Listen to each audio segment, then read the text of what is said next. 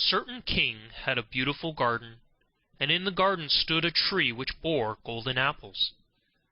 These apples were always counted, and about the time when they began to grow ripe, it was found that every night one of them was gone. The king became very angry at this, and ordered the gardener to keep watch all night under the tree. The gardener set his eldest son to watch, but about 12 o'clock he fell asleep, and in the morning another of the apples was missing.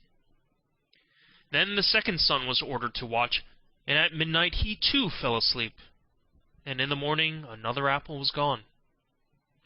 Then the third son offered to keep watch, but the gardener at first would not let him, for fear some harm would come to him. However, at last he consented, and the young man laid himself under the tree to watch. As the clock struck 12, he heard a rustling noise in the air, and a bird came flying that was of pure gold.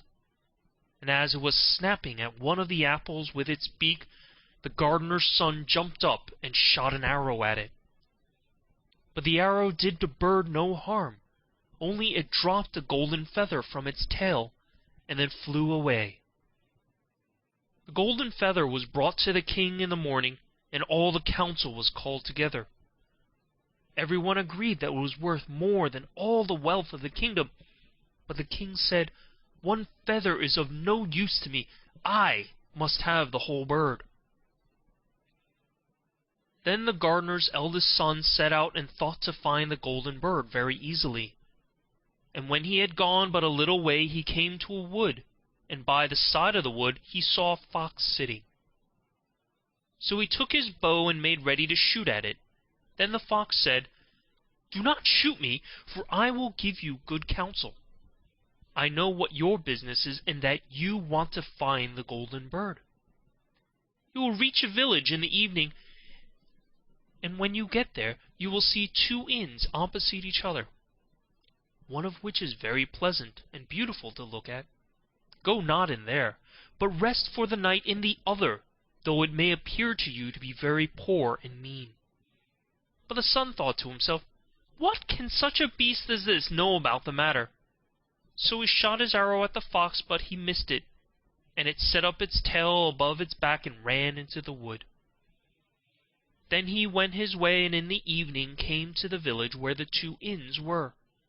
And in one of these were people singing and dancing and feasting, but the other looked very dirty and poor. "I should be very silly," said he, "if I went to that shabby house, and left this charming place." So he went into the smart house, and ate and drank at his ease, and forgot the bird, and his country too.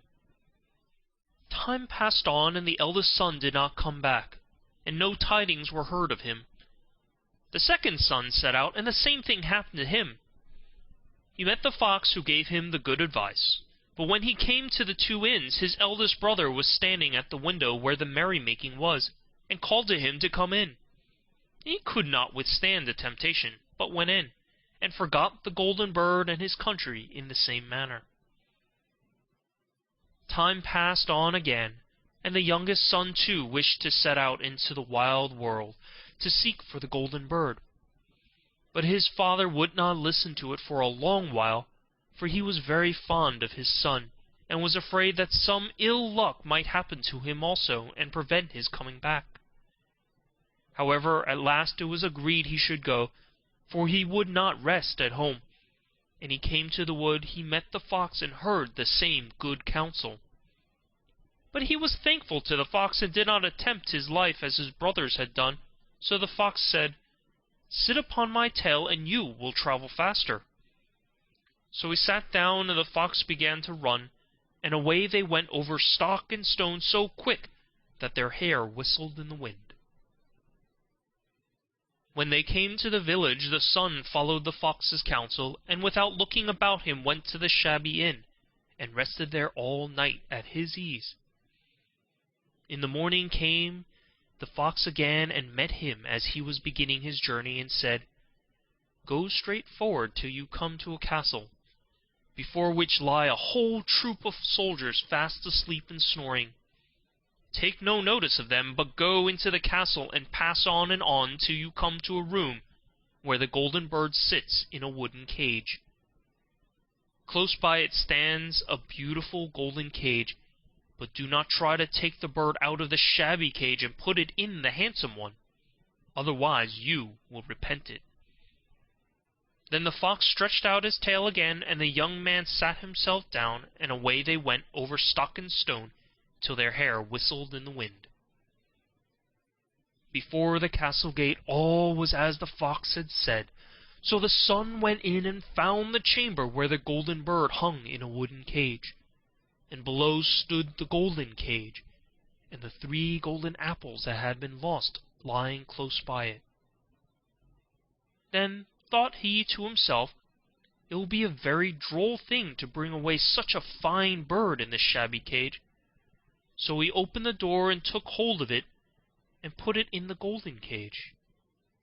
But the bird set up such a loud scream that all the soldiers awoke, and they took him prisoner and carried him before the king.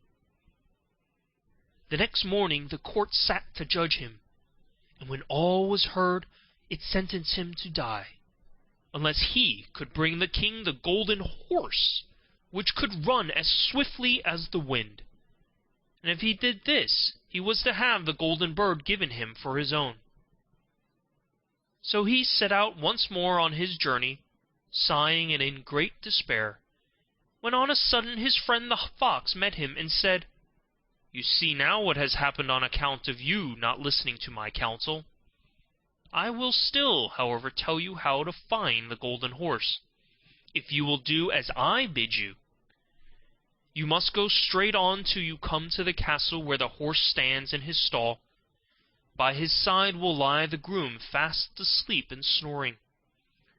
Take away the horse quietly, but be sure to put the old leathern saddle upon him, and not the golden one that is close by it." Then the son sat down on the fox's tail, and away they went over stock and stone till their hair whistled in the wind. All went right, and the groom lay snoring with his hand upon the golden saddle. But when the son looked at the horse, he thought it a great pity to put the leather saddle upon it. "I will give him the good one," said he. "I am sure he deserves it." As he took up the golden saddle, the groom awoke and cried out so loud that the guards ran in and took him prisoner. And in the morning he again was brought before the court to be judged, and was sentenced to die. But it was agreed that if he could bring thither the beautiful princess, he should live, and have the bird and the horse given him for his own. Then he went his very way sorrowful, but the old fox came and said, "Why did you not listen to me? If you had, you would have carried away both the bird and the horse. Yet will I once more give you counsel. Go straight on, and in the evening you will arrive at a castle. At 12 o'clock at night the princess goes to the bathing house. Go up to her and give her a kiss, and she will let you lead her away. But take care you do not suffer her to go and take leave of her father and mother." Then the fox stretched out his tail, and so away they went over stock and stone till their hair whistled again. As they came to the castle, all was as the fox had said, and at 12 o'clock the young man met the princess going to the bath, and gave her the kiss, and she agreed to run away with him, but begged with many tears that he would let her take leave of her father. At first he refused, but she wept still more and more, and fell at his feet, till at last he consented. But the moment she came to her father's house, the guard awoke, and he was taken prisoner again. Then he was brought before the king, and the king said, "You shall never have my daughter, unless in 8 days you dig away the hill that stops the view from my window." Now this hill was so big that the whole world could not take it away. And when he had worked for 7 days, and had done very little, the fox came and said, "Lie down and go to sleep. I will work for you." And in the morning he awoke, and the hill was gone. So he went merrily to the king, and told him that now that it was removed, he must give him the princess. Then the king was obliged to keep his word, and away went the young man and the princess. And the fox came and said to him, "We will have all three, the princess, the horse, and the bird." "Ah," said the young man, "that would be a great thing, but how can you contrive it?" "If you would only listen," said the fox, "it can be done. When you come to the king and he asks for the beautiful princess, you must say, 'Here she is.' Then he will be very joyful, and you will mount the golden horse that they are to give you. Put out your hand and take leave of them, but shake hands with the princess last. Then lift her quickly to the horse behind you, clap your spurs to his side, and gallop away as fast as you can." All went right. Then the fox said, "When you come to the castle where the bird is, I will stay with the princess at the door, and you will ride in and speak to the king. And when he sees that it is the right horse, he will bring out the bird. But you must sit still, and say that you want to look at it to see whether it is the true golden bird.